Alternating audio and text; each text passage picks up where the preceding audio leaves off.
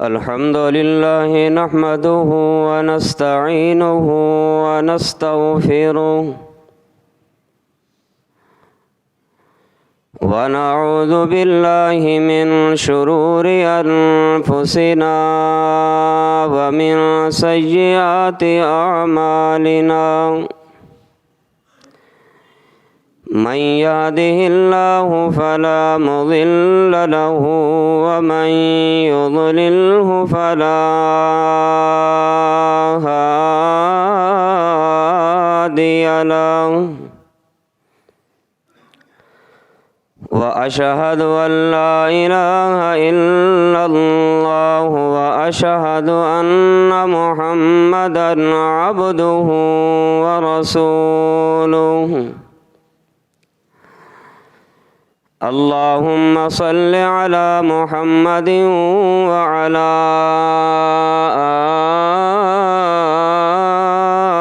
آل محمد كما صليت على إبراهيم وعلى آل إبراهيم إنك حميد مجيد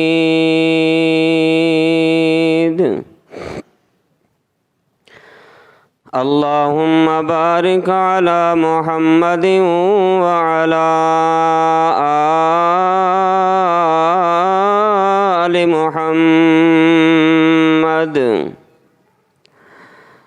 كما باركت على إبراهيم وعلى آل إبراهيم إنك حميد مجيد أما بعد فأعوذ بالله السميع العليم من الشيطان الرجيم بسم الله الرحمن الرحيم واعبدوا الله ولا تشركوا به شيئا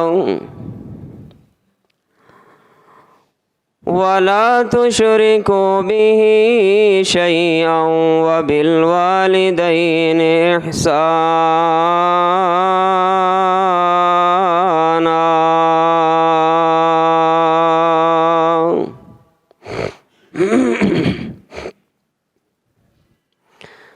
عن عبد الله بن عمرو رضي الله تعالى عنهما عن النبي صلى الله عليه وسلم قال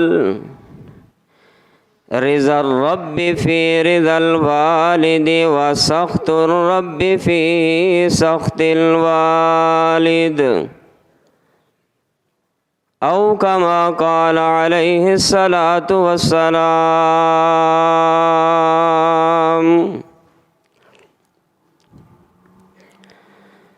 या इलाही जब तक मेरे बदन में जान रहे मेरी ये तमन्ना है कि मेरे लब पे तेरा कुरान रहे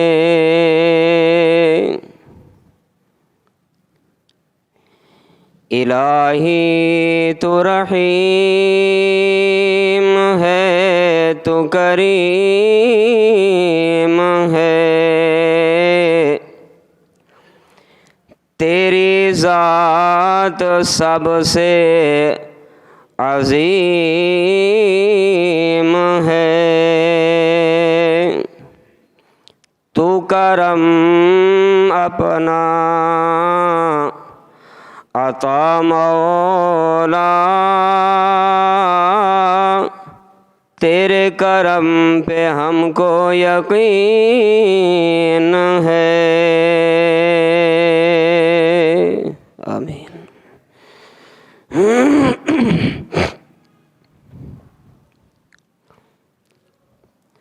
हम्द व सना, किबरियाई, बड़ाई, यकताई, तन्हाई, शहनशाही और बादशाही अल्लाह वहदहू ला शरीक के लिए बेशुमार दरूद व सलाम इमामुल अंबिया, ख़ातमुल अंबिया, इमामुल अव्वलीन वल आखिरीन जनाब मुहम्मदुर रसूलुल्लाह सल्लल्लाहु अलैहि व आलिहि वसल्लम की ज़ात गरामी के लिए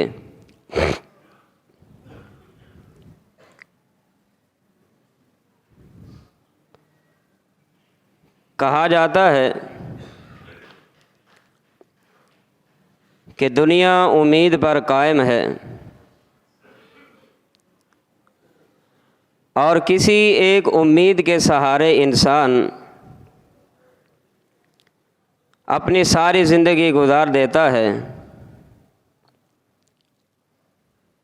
बेऐन ही जब कोई बच्चा इस दुनिया में आता है, पैदा होता है, उसके वालिदैन को भी पैदा होने वाली औलाद से कई उम्मीदें वाबस्ता हो जाती हैं। मिसाल के तौर पे कि हमारा बच्चा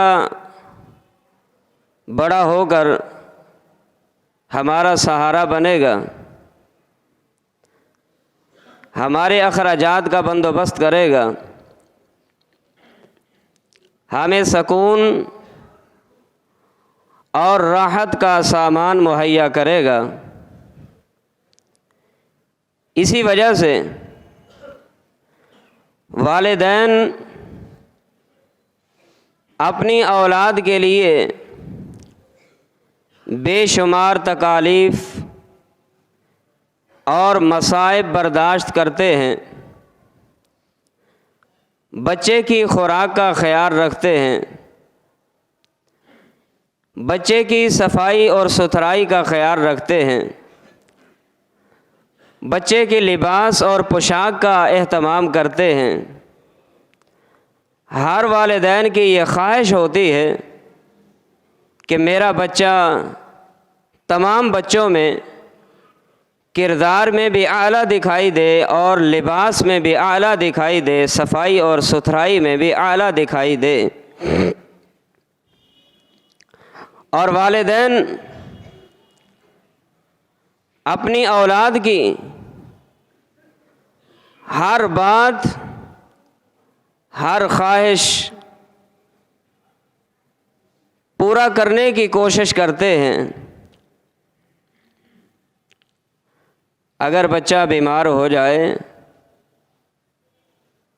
माँ पूरी पूरी रात अपने बच्चे की बीमारी की तड़प को लेके जाग के गुजार देती है। बच्चा रात को ना सोए, वालिदैन की नींदें अपनी औलाद की वजह से हराम हो जाती हैं। क्यों? ये सब कुछ आखिर क्यों है? क्योंकि वालिदैन को अपनी होने वाली औलाद से कई उम्मीदें वाबस्ता हुआ करती हैं। इन्हीं उम्मीदों के पूरा होने की खातिर वालिदैन ये सब कुछ कुर्बानियाँ देते चले जा रहे होते हैं, उनकी हर बात की तकमील करते हैं। लेकिन यही बच्चा जब बड़ा होता है, आलम शबाब को पहुंचता है, जवानी की उम्र को पहुंचता है, जिस बच्चे से वालिदैन को बड़ी उम्मीदें वाबस्ता थी, यही बच्चा बड़ा होकर वालिदैन की तमाम उम्मीदों पर पानी फेर देता है।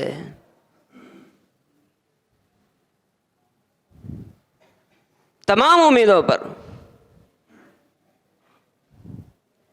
इनकी फर्माबरदारी की बजाय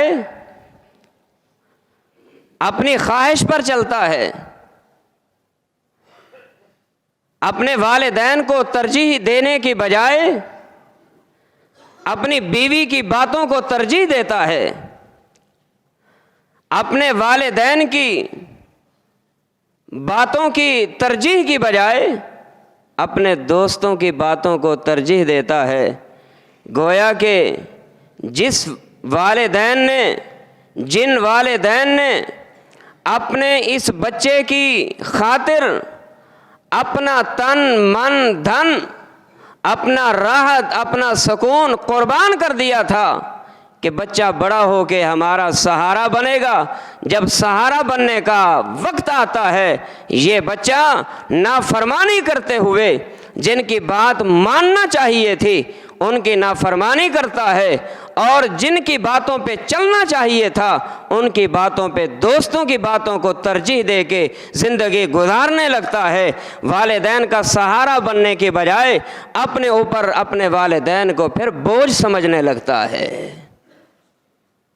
इन्ना लिल्लाहि व इन्ना इलैहि राजिऊन। माँ बाप बोझ, वो वालिदैन। जवानों, आज कितने जवान मुझे इस खुतबे में नज़र आ रहे हैं। आज ये मेरा वाज़, आज ये मेरी तकरीर, आज ये मेरा जुमा उन नौजवानों के लिए है जिनके वालिदैन ज़िंदा हैं, और जिनके वालिदैन ज़िंदा नहीं उनको भी ये मेरा खिताब होगा। जिनके वालिदैन ज़िंदा हैं दुआ करें अल्लाह ये साया वालिदैन का औलाद पे तादेर कायम रखे, और जिनके वालिदैन फौत हो गए अल्लाह उनकी औलाद को उनके लिए सदका जारिया बना दे। बच्चा बड़ा हो गया,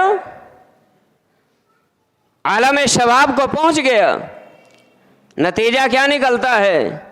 बाप कहता है बेटा ये काम तेरे लिए अच्छा नहीं, माँ कहती है बेटा ये बात तेरे लिए अच्छी नहीं। आगे जवाब क्या मिलता है? सुनिए ज़रा, सुनिए, कानों की खिड़कियों को खोल के बैठिए, सुस्तियों को छोड़ दीजिए, काहली को छोड़ के तवज्जो मेरी तरफ कीजिए। अल्लाह की कसम बड़े दर्द दिल के साथ, और ये अहबाब जमात का काफ़ी अरसे से इसरार भी था कि इस मौजू को भी बयान किया जाए, लेकिन क़द्दर अल्लाह वमा शाअ फ़अल के तहत जब अल्लाह को मंजूर हुआ, आज अल्लाह ने मौका दिया है, इंशाअल्लाह मेरी ज़िंदगी रही, आज का जुमा भी तमहीदी होगा, अगला जुमा तफसीली होगा, उससे अगला जुमा भी इंशाअल्लाह उससे भी तफसीली होगा, इस दुआ के साथ कि जिनकी औलाद नाफरमान है अल्लाह ऐसी औलाद को फर्मा बरदार बना दे। बच्चा बड़ा हो गया, माँ टोकती है, माँ रोकती है, अब्बा टोकता है, अब्बा रोकता है, जवाब क्या मिलता है? अब्बा तू तो पुरानी बातों को याद करके, तुझे पुराना माहौल याद है, वो माहौल कुछ और था, आज का माहौल कुछ और है, वो वक़्त कुछ और था, आज का वक़्त कुछ और है, उस वक़्त के तकाज़े कुछ और थे, आज के वक़्त के तकाज़े कुछ और हैं। इसका मतलब ये है कि जिस अब्बा ने, जिस अम्मा ने हमें जन्म दिया है वो पागल और दीवाने और मजनू हो गए, जिनके पेट से हम पैदा हुए वो पैदा होने वाली औलाद माँ बाप से ज़्यादा सियानी हो गई है। शर्म आनी चाहिए ऐसी बात करते हुए। अब वालिदैन औलाद के लिए बोझ। अच्छा, फिर बात क्या करते हैं? वालिदैन जब बूढ़े हुए, बुढ़ापे की उम्र को पहुँचे, जब अब्बा चल नहीं सकता, बेटा अपने हाथ का सहारा दे के अपने अब्बा को चलाना चाहिए था, उठा के बिठाना चाहिए था, अपने हाथों से अपने बाप के मुंह में लुकमा देना चाहिए था, वो बेटी जो अपनी माँ के कामों में दस्ते बाजू बनना चाहिए थी, आज वो बेटी भी माँ को नहीं देखती, वो बेटा भी बूढ़े बाप की तरफ नहीं देखता, बल्कि क्या करता है, इतना बोझ समझने लगता है, इतना बोझ समझने लगता है। अगर माँ या बाप अपनी औलाद से किसी चीज़ का तकादा करे तो वो कहते हैं, अब्बा बस तुझे क्या मुसीबत पड़ी है, कोई सुकून भी लेने देते हो या नहीं। इन्ना लिल्लाहि व इन्ना इलैहि राजिऊन। है लोगों, तुम्हें क्या मालूम, पूछिए उनसे जिन्होंने बड़े होके जवानी की उम्र को पाके उन्होंने अपने माँ बाप की शक्ल तक को नहीं देखा। माँ बाप के कदर पूछना चाहते हो, उनसे पूछो जिनको माँ ने जन्म दिया, जन्म देने के फौरन बाद माँ दुनिया से चली गई। माँ बाप की कदर पूछना चाहते हो, उस औलाद से पूछो कि जिन्होंने अपने माँ बाप के चेहरे का दीदार नहीं किया। रब्बे काबा की कसम वो आपको बताएंगे अब्बा कितनी बड़ी नेमत है, माँ कितना बड़ा अल्लाह का एहसान है।